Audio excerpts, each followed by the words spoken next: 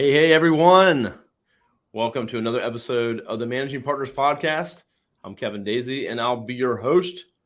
Always looking to bring you the best guests from all around the world, because today we have a great guest coming from the UK, John McCarthy. Welcome to the show. Thank you, Kevin. Lovely to be here, and thank you for the invite. Absolutely. So, John, me and John have got to speak a couple times because we have a couple things in common.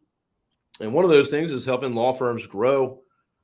We just go about it a different way. So wanted to have John on the show to talk about really what he's doing, his background and expertise, and how he's helping law firms grow.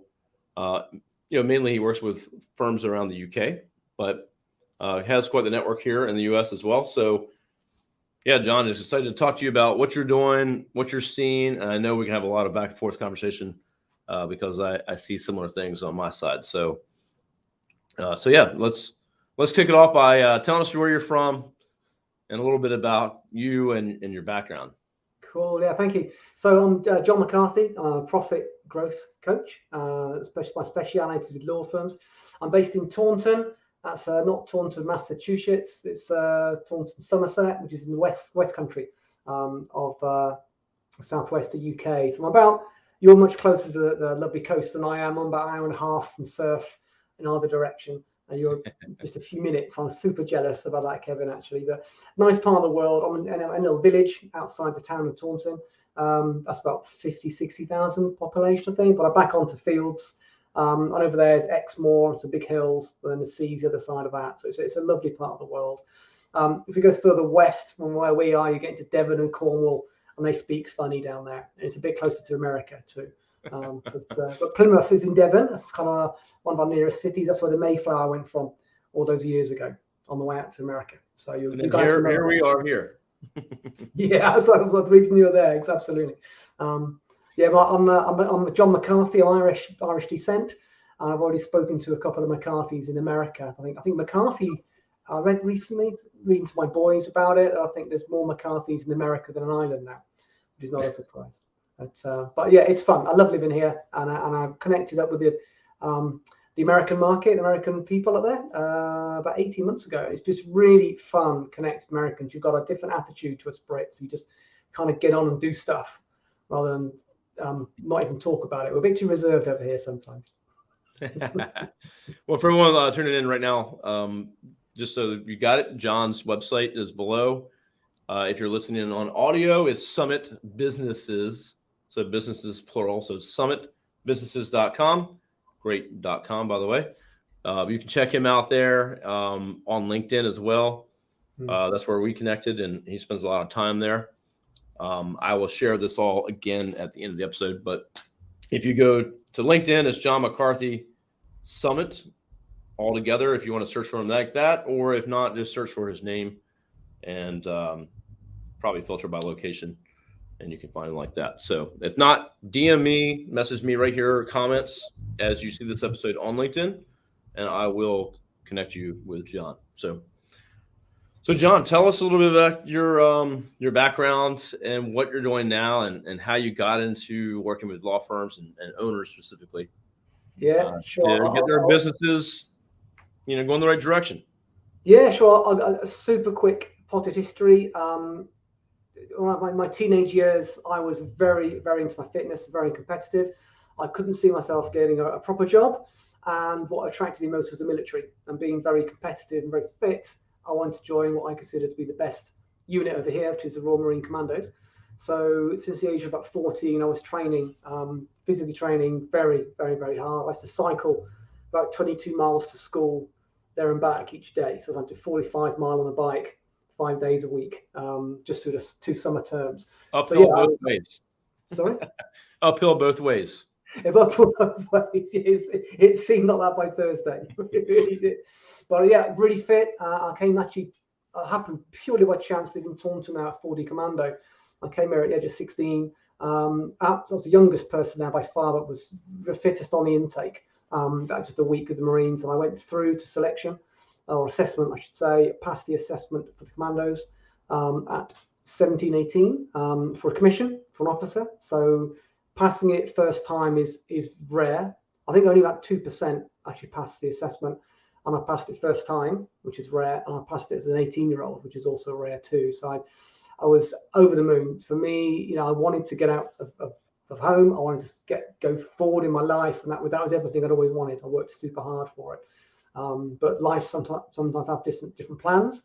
I took a year out between school, so I passed the assessment while I actually stood at school before I went in the commandos in September. But during that time, I worked in Africa for a while, in Lesotho, which is a beautiful country in South Africa.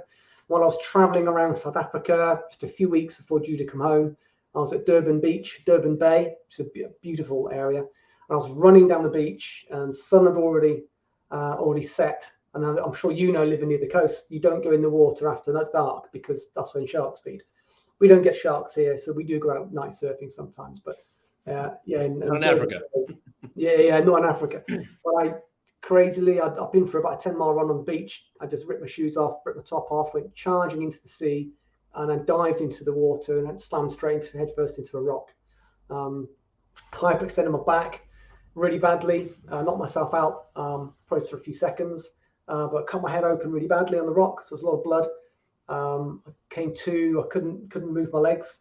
It was a pretty big kind of surf, and I was thinking, there's no one around. No one could hear me scream. I'm just expected to be shark food. It was that's one of the most terrified times been in my life. And it's funny, talking about motivation, how really focused you can be when you need to do something fast. And it was even with my quite badly concussed. I was very concussed actually, and I just had to get out of the water. And I managed to get. I don't know how long it took me. I managed to get to the edge, but I couldn't stand up, and my back was in a bad shape. But sometime later, I don't know how long, someone saw me, and no one sits in the sea at night in that part of the world, so they came and check I was okay, and they kind of dragged me back to my car, and I was slept in the car every night, but I was pretty ill. So long story short, that was my career over before I even started with a back injury. So I had to rethink. I went into sports industry, sports development, sports management over here. Had a great time in my 20s. I was a reservist, Army reservist, PTI, so physical training instructor. I was a competitive martial artist of various sort of sports. I loved the sport, but my back was always a weakness, so I could never go forward and join the Marines as I planned. I got to about 30, wanted to get a proper job. I went into business development in the healthcare sector, pharmaceuticals over here. Did really well at that, loved it actually, did it for about 12 or 13 years. But I just got fed up with the politics and the backstabbing and the nonsense that goes on with some of those companies, and just walked out. And I just genuinely did not know what to do. I'd had enough, and I'd had so many hassles for so many years, and I literally did not know what to do. And I had a career coach. And he says, well, I didn't understand what coaching was. I didn't get it. I've been a sports coach all my life since a teenager, but I didn't understand coaching outside of sport. But I did know someone who's a good career coach, and I employed his services, and that just helped me understand what I was really good at, what my strengths were, what I liked doing, and that just helped me. It's quite a strange program, really, but it just really got me focused on what I'm really good at, rather than just going for the next job, going for the next thing. And help me put it all together. I love business. I like coaching. I like training. I've got the mindset of an athlete and a soldier. So that just kind of gets stuff done. And it just came together. And it's 9 years ago this month I started as a business coach. I was not a specialist beforehand, but the last few years I've had some tremendous success with law firms and chosen to specialize in that sector. And that's how we got talking. So that's what brings us here. I know. Yeah. I wasn't always in law firm marketing, but kind of fell into it through, just experience and success and results. And, choosing a niche is very important. And you get more expertise with that and working with the same type of client. So, well, cool. So let's talk about a typical client that you may help, and also want to hear some of the, results and case studies. And you've shared some of that stuff with me, but if I was a law firm owner, what do I look like? What am I looking for? Where am I stuck? And how do you help? Yes, great question. So the majority of the clients that I work with, they've got somewhere around maybe 20 to 50 staff, 60 staff, something like that. Well, I choose that size to work with because often the law owners or the firm owners, they're still busy being a lawyer as well. And they get stuck between earning the money and they've also got a business to run and staff to manage. And it's tough. It's a really, really tough place to be. I think in many other trades, over here, I don't know about America, but the plumbers and the plasterers, they say, I've got to get off the tools because they know they can't grow the business while they're on the tools. But lawyers don't think like that. They got to keep lawyering. They keep doing their lawyering stuff, which makes sense. They love it. It's what they've been trained to do. But to run the business effectively, they need to often spend more time working on the business than just in it. So a lot of the time they get a bit stuck. They tend to be working a lot of hours. They're doing the fee earning work. The business, so they've got good businesses, so they're doing well. They have a good income, they have good profits, but they know they want to scale up, but not quite sure how to get there. Because often they feel their hands are tied a bit because they're still doing the fee earning stuff, and they're still got the teams to manage, and everyone's coming with their problems, and then it's kind of a tough place to be. Yes, those are the people that I like to help, and they're fun because they're really involved. My children turning up. They've been told not to. Yeah, we'll just have them on the show, no problem. They're all rascals. They just come back from school and nursery. Oh, nice. Yeah. So I'll just add there. I talk to firm owners like this all the time, and it's a law firm's a business, and it should be run as a business that happens to provide legal services, and so think about it that way. And I think another big thing too that you focus on that I have seen reading some of your case studies and clients that you've helped is really the time that you give back to the owners, and probably they have more time at the end of the transformation, if you will, than they probably had before ever. So maybe talk about that a little bit too, as far as like the time that they're putting into this law firm, trying to keep it all working. Yeah, and I think I'm 53 now, as you can see, two noisy young children, and I think you get to a certain point in your life when you realise you've probably got less of runway in front of you than you got behind you, and it's kind of weird. You suddenly want to hurry up a bit and kind of get stuff done. And I think what's I found in the last 9 years of doing this, whilst I'm a business coach, I'm not a life coach, I'm not a fitness coach. I'm really, really, really passionate about people being healthy. For me, I like my sport. I train most days. And many of the people I speak to, they'd love to be healthier. They'd love to spend a bit of time doing their golf or their football or surfing, whatever it is. They want to spend more time with the children. They want to be a good husband or wife or partner or father, mother.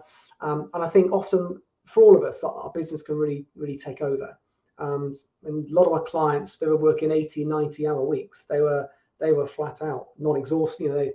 Maybe not a breakdown point, but it's only so long you can keep going at that cadence, at that speed. They haven't got time to train. They're not sleeping enough. And when they are in bed, they're probably awake, worrying about work and things. It's a really, really, really tough place to be.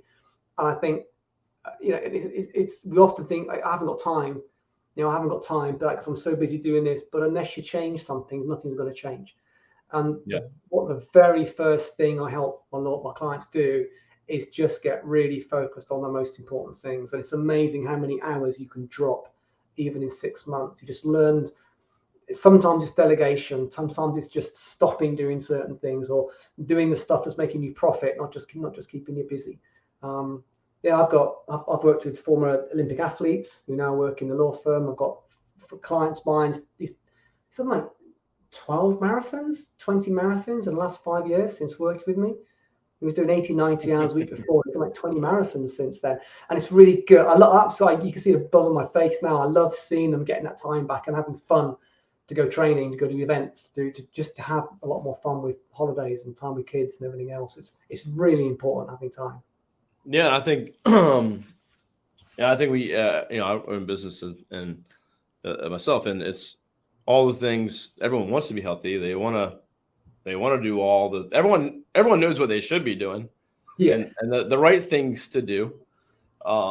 but I think, fitting all those things in and running a business, the business is going to come first probably.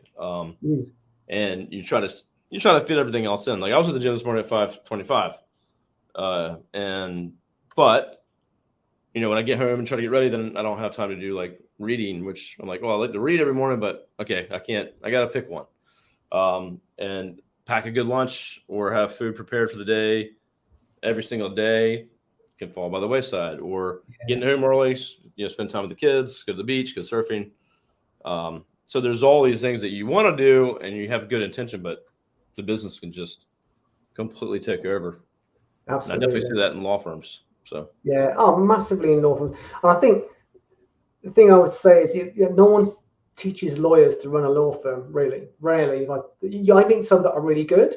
They just have good commercial acumen, or they've picked up some great things, or they work with someone, and that's brilliant. It's really, really cool. But the majority, like most business owners, to be fair, no one really teaches you how to run a business. Even I studied an MBA, but that didn't really teach you how to run a business. Not academic stuff, but there's so much more involved than academia can teach you.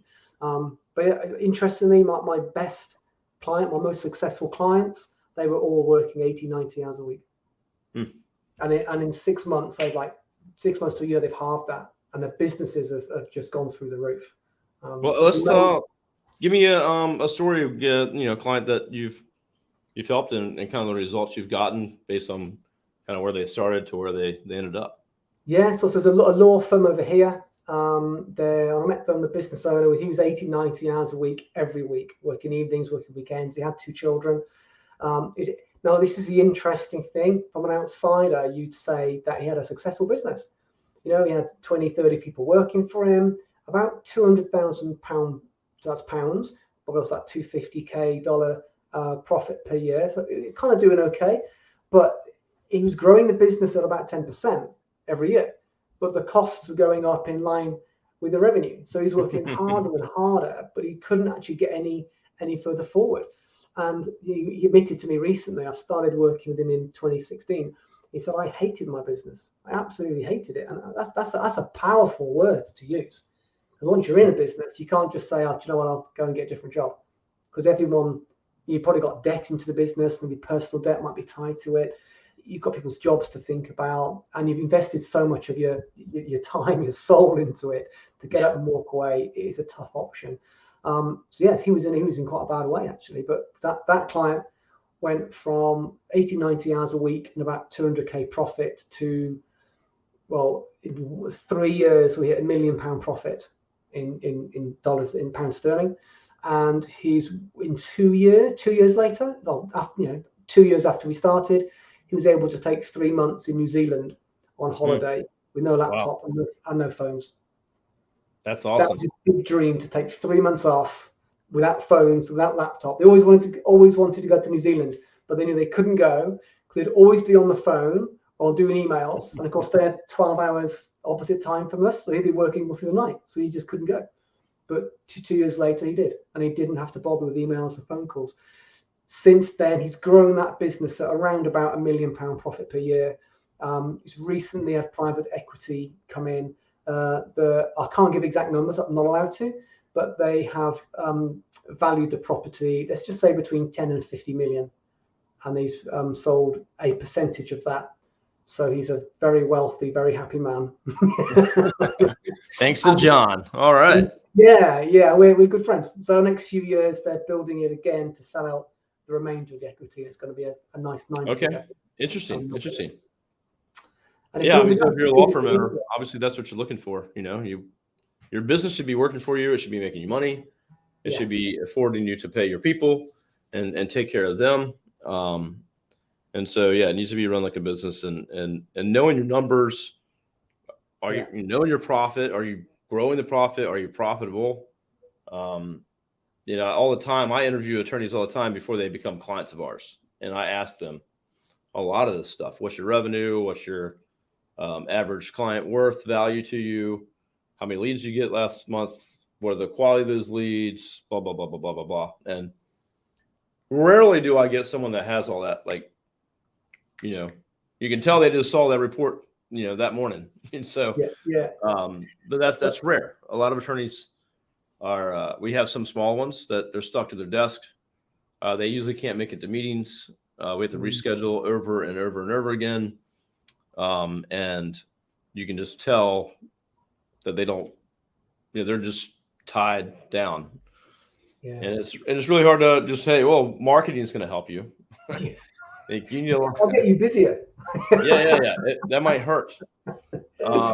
Yeah. So yeah, I mean, I think as we apply a lot of things in our business to make it more effective and efficient, and processes and time management and things like that. That I share as much as I can from like what I do. And I've actually had attorneys reach out and be like, hey, can you recommend this or books or groups? And I definitely do that. And of course I'll do that with you, John. But it's so many that I see out there that need this help. So, what would you recommend? That's something you can share for the guests or the audience today. Sorry.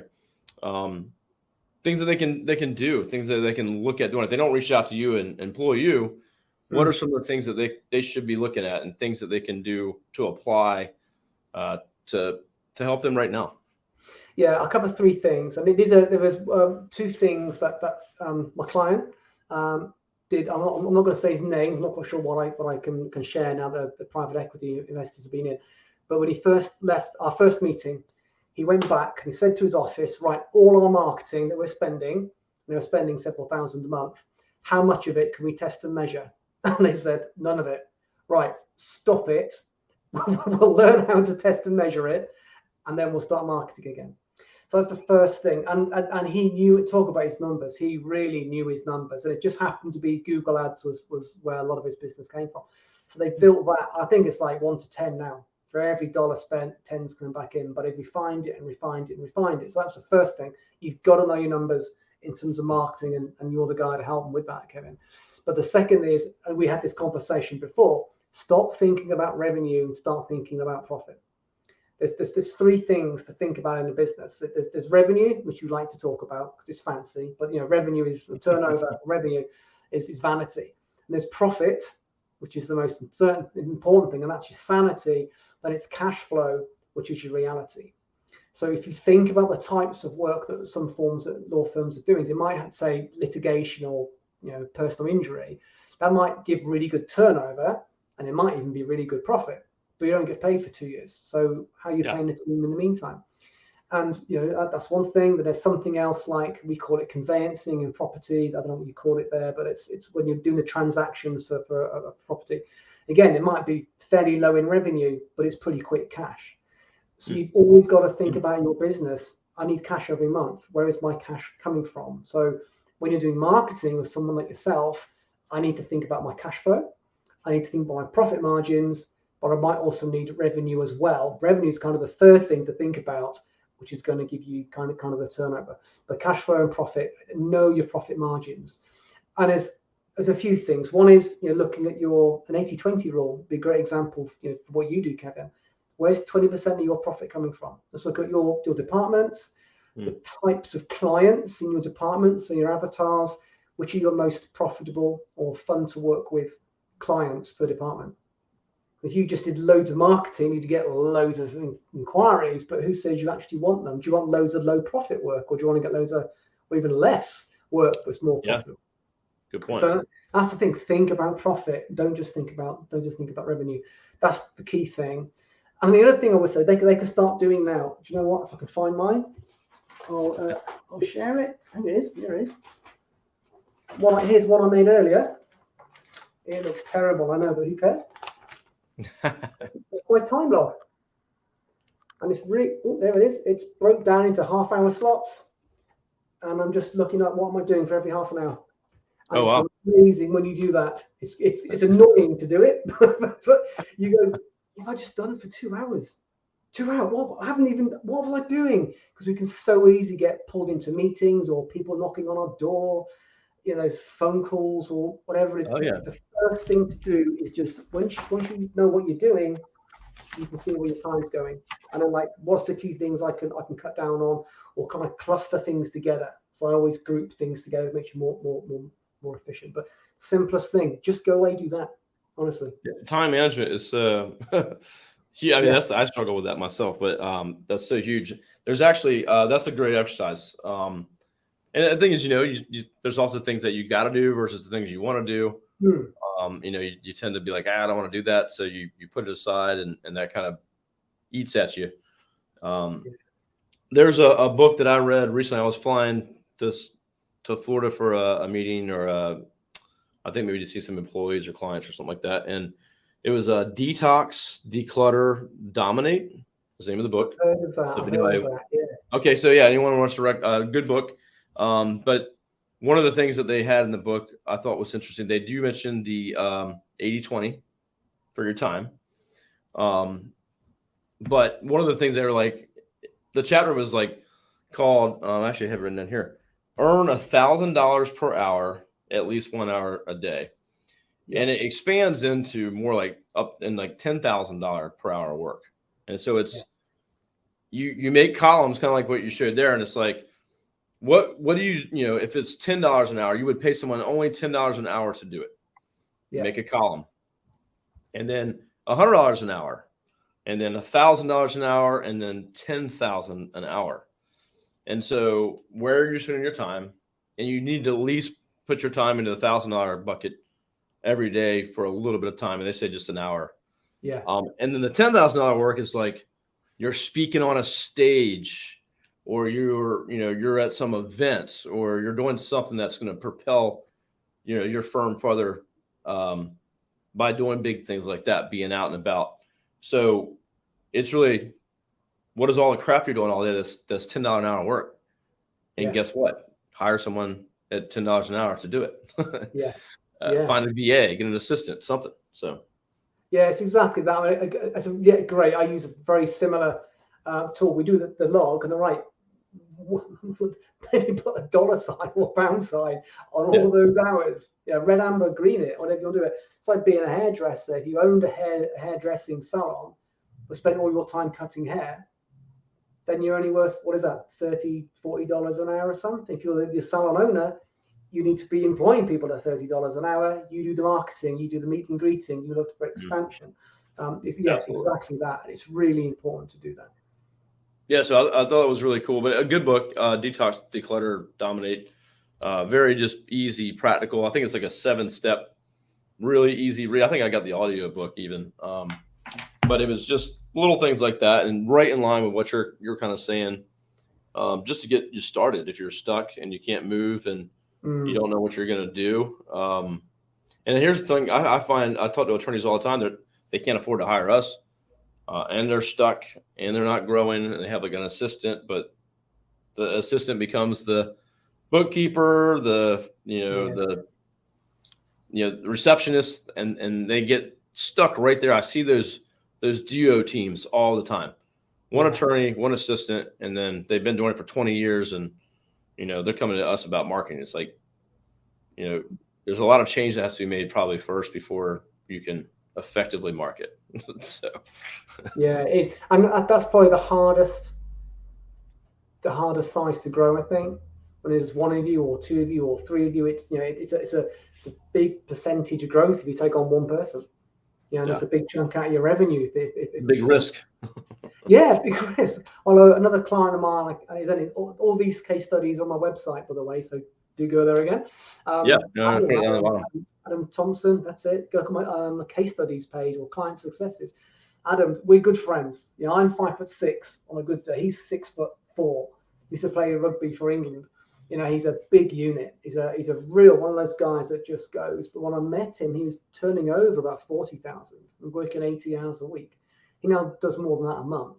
Like 4 years on, and he's got other businesses. But so it's achievable by everybody, and that's the hard thing. I think when you're in it yourself, it's like being really overweight or really unfit. It's okay for you. You can be slim because you're fit.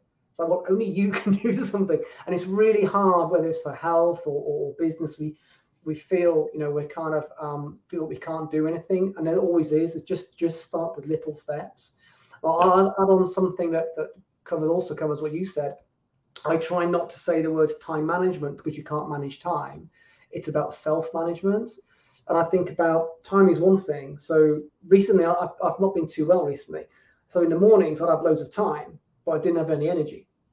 So I can't get much done because I didn't have energy. And if I did have time, but then was feeling well and had energy, if my children are running around, I got no focus. So I'm still not going to get very much done. So it's kind of the three things. One is time, but also if you have time, are your energy levels good? So are you hydrated enough? Are you drinking coffees and sugars and sugary snacks, which are spiking your glucose levels? Did you get time to get fresh air and exercise? And then focus. Have we got paper all over our desk? Are we constantly getting distracted? So even just starting to just be mindful of environments and manage. Do we take breaks? Do we hydrate properly? What's our alcohol, caffeine, food intake doing? And sleep as well. I used to always work through the night. I was terrible for it, and for years I would get 5 or 6 hours sleep a night. And my coach used to really beat me up about it. I was thinking I was some kind of superhuman, but I've just really got into the habit of getting good 7 or 8 hours sleep a night, and you wake up so much more productive, and you're just better in the hours you are working. So we get dragged into so many bad habits, and sometimes someone needs to get a grip. Yeah, I mean, that's a good point. I think, again, everyone knows in their mind, their head, that we eat healthy, we work out, and blah, blah, blah, blah. But I think it becomes just like, yeah, I know that. But yeah. I got my bottle of water here. I was at the gym this morning. But so, yeah, but all those things affect, like, so, and we all have the same amount of time every day. We all have the same amount of hours a day. Yeah. We might not have the same amount of time on Earth, but we definitely have the same amount of hours in a day. So it's just about maximizing that. And yeah, if you're tired or you're kind of moving around slow, you're wasting those hours and not being effective with them. So I think that's a good point. Really good point. I actually there's a really cool a friend of mine here in the US. He owns iFly, which is the indoor skydiving facilities. Wow. And he's a military background. He's got a training program, coaching program for owners, or like not just owners, but like C-level teams. It's really cool. But his whole program, like half of it is about mind and body and health, and being the right physical health and shape to even perform at higher levels. Yeah. And so if you don't do those things first, then you can't expect to just be on, your best every single day, 5 days a week, right? So yeah, he does some pretty cool stuff. I should connect you with him, but yeah, he also if you're in person at his workshops, you skydive. Part of his whole day workshop is really cool. So that does sound like a lot of fun. Yeah. It's so true. Isn't it funny how we all do it? I'll get healthy later and I'll get fit later, but just got to get this one thing done, and then it's the next thing and the next thing, but your kids are left home and you're overweight and you got high blood pressure. It moves fast, man. My kids are 12 and almost 10. And I'm like talking to my wife, like, how the heck, and here's my business. When I started my business, I was 23. Up in 2017, I was, only doing like 25, maybe $25,000 a month, and I had employees, and I was like, if I don't do that each month, I'm kind of screwed. Yeah. And now fast forward, with my two businesses, we're doing 350,000 a month, maybe. And we have almost 30 employees and all this stuff, but it's still like, okay, we're not even close to where we want to go. And now it's kind of keep looking at the next thing. Like, but I'm kind of like, I'm ready to speed this thing up more than it is. And it's, that's where I'm at, my mindset, but it's constantly, okay, what's the next thing? And what's the next challenge, and how long is it going to take us? And I want to be here, and I want to have these properties for my family, and all these things, right? And you got to do those little small things and steps, like you're saying, or you're just not moving towards it. And then next year, you're like, hey, I'm still here, And I could be stuck at where I'm at right now, and a year from now, and I'm not going to be happy about it. Like, I want to be like, okay, have we doubled this, or at least moved it down the road. Yeah, absolutely. I think you may hit a good point now. It's an interesting conversation now. I think one of the first things I do when I talk to my clients, yes, I'm a business coach. I'm there to help them grow their business. But the first thing I get to do is, right, what is it that you want out of life for you and your family? And it's not fluffy woo woo. I'm not a life coach. I put them, find them in a goddess or anything else. It's like, right, one day you're going to want to retire. Do you want to sell the business? Do you want to sell it to your employees? Are you looking at equity? Do you just want to shut it and walk away? How do you want to do this? At what age do you want to, or do you want it to run without you? That's cool. I mean, one of my biggest successful clients, he was traveling 9 months of the year, and his business was still growing at £1 million profit a year. So it's about understanding what would you want your ideal life to look like. For me, it's health, it's fitness, it's experiences. It's my boys. It should be all of the above. It is, yeah. I want to have time with them, to go to Africa, to go to Australia. I haven't traveled probably around America yet. I want to come out. I want to take my boys to Disney World and all these things that you always put on your dream list to never do. Okay, cool. Let's put a date on these things and then put a cost to them. So let's say in 5 years I wanted to, I don't know, travel around the world with kids. That'd be a horrible thing to do, but say that I did want to do that, and I needed £100,000 to do it.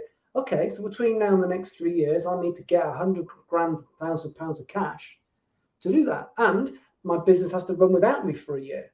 So that's my objectives. I've got to build up £100,000 in cash, and I've got to build a business that can run without me, or at least run whilst I'm traveling and I'm working in the right time zones too. Then I now know I have to build the business that does that.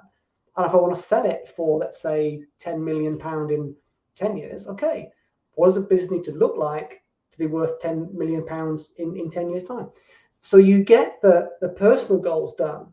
And then next to that, you put, well, okay, personally, if you want to have this in 10, 5, 3, 2, 1 years, what has a business got to do to look like in 10, 5, 3, 1 years? That's now our business goals.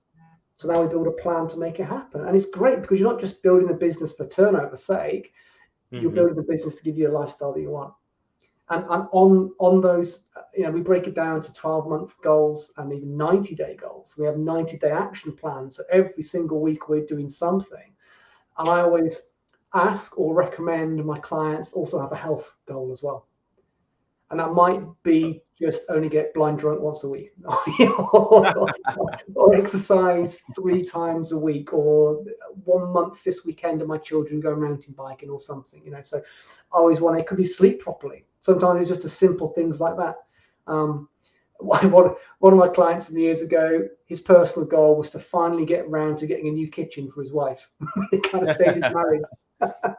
That's important. Yeah, I think so often we grow a business and we just keep growing it, but don't know, and we lose sight of why we're doing it. Yeah, totally agree with you. I think you gotta say, hey, is this doing what I hoped and expected, and have we put enough time on it? And you get distracted with things sometimes, and I think the other thing too is like for me, like I have friends or family that might be like, Kevin's already successful enough, done it all, good to go, and I'm on the other side going, man, we got a lot more to do here. So, you got to keep your mind set on where you want to go. And and a lot of times I think too, your friends might not have nowhere near the same ambitions, or especially if you own a business, like unless you have all business owner friends, it's your friends and family probably don't understand. And you can be surrounded by that too much, then start to go, well, maybe I need to slow down, or maybe I shouldn't do all that stuff. Yeah, I agree with that. It was 9 years ago, 10 years ago, actually. I remember setting some goals to myself, and I was in this weird place. I'd come from the sport industry and the military, where it's very active. I was mountaineering, snowboarding, surfing, and all kinds of stuff. Gone to this proper job where I wore, a shirt to work and everything. And my friends down in Cornwall, they surf. They were all good surfers, but they surf regularly. They would often be going off on surf trips because they could take the time away from work, but they couldn't afford to go to like expensive holidays. I could afford the expensive holidays, but I didn't have the same amount of time to go. I thought at least one of us has got it right, but I'm just not quite sure who it was. And I thought, do you know what? I'm not interested in having the flashy car or the Lamborghini or anything like that. I'd love just to earn enough money to go somewhere like Bali, Australia, California, go to some really nice surf locations, and I'll pay for my friends to go with me. It's a couple of thousand. It's not a huge amount of money, but that's, for me, that's what I love doing, is I go in surfing or mountain biking with friends, because that's where you build memories. That's where you build connections. It's not, for me, it's not like the car on the drive. Sure. Yeah, absolutely. You don't want to be scraping by and either. So, yeah, I got friends like that too. They surf every day pretty much, and I don't get to surf that much, but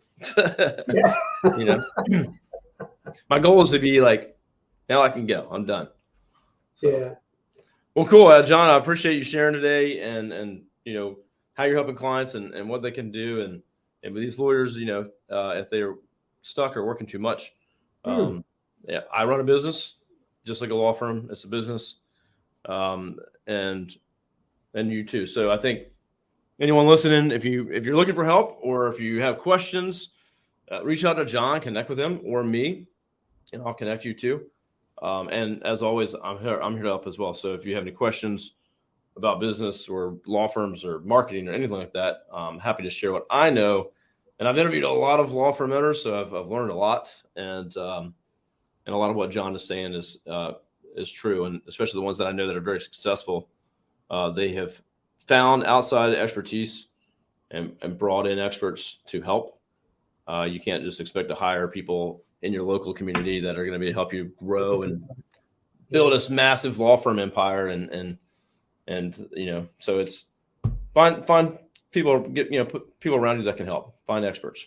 Yeah, and I think, I appreciate you inviting me on today. It's been a lot of fun talking to you again, Kevin. I think if you've got any owners of law firms on here who just want to find out what can they do in their business, I'll gift it to my American friends over there. Happy to spend about 45, 50 minutes, and I'll happily run you through my I'll call it my black book of secrets. All the models that we use, and it'll make a lot of sense. It's really interactive. So yeah, happy to do so. I'll give some time away. No charge for it. I'll just help you see the models for growth that we use. You can see where your business is doing, kind of score yourself on the model so you know what to do next. I'll do that on no charge, help you guys out. So yeah, it's good to see people growing the business, getting their time back, spending time with their family and getting healthy. You can't ask much more than that, really. That's it. Awesome. That's what we want for everybody. So I appreciate that, John. So you can go check John out on LinkedIn, or you can go to summitbusinesses.com and connect with him. And that's it. Also, everyone listening in, this is up on our website. So actually, if you're looking at the video, it's arraydigital.com, like on my shirt here, arraydigital.com. And we're getting close to 300 published episodes that you can sort by practice area or states in the U.S. And I think we have other for some international that we've had. So we'll be able to add to that with John here. So, but you can sort and look for all kinds of episodes from owners to experts, and hopefully find some content that's helpful for you. Thanks for tuning in. And as always, we'll see you soon. John, anything else you want to add? No, that's it. Thank you again. I think if I was going to finish on one or two words, I would say I think we can always achieve a lot more than we realize sometimes. We can quite often get stuck, be it in our fitness or business or anything. And sometimes you need to take a different perspective on what you're doing. And it is with me or anyone else. Sometimes is that someone else just to ask a few questions, I'll give you pointers, can make a huge difference. And I'm the same. I have business coach and fitness coaches, and it makes a massive difference to me. So yeah. If you want to, you may not be stuck. You just might want to know, how do I get where I want to go quicker? And there's people there that can help. So go. And I think the Americans, I think you guys are absolutely fantastic at connecting. I think you're way better than us Brits. We're far too reserved. So yeah, so many good people that can help out there. Excellent. Yeah, well, I appreciate it, John. All right. Well, everyone have a great day. Go grow your law firms. Crush it out there. Make sure you focus on having more time with your family, doing the things you want. And have a good week, and we'll see you soon. Bye. Cheers. Bye-bye.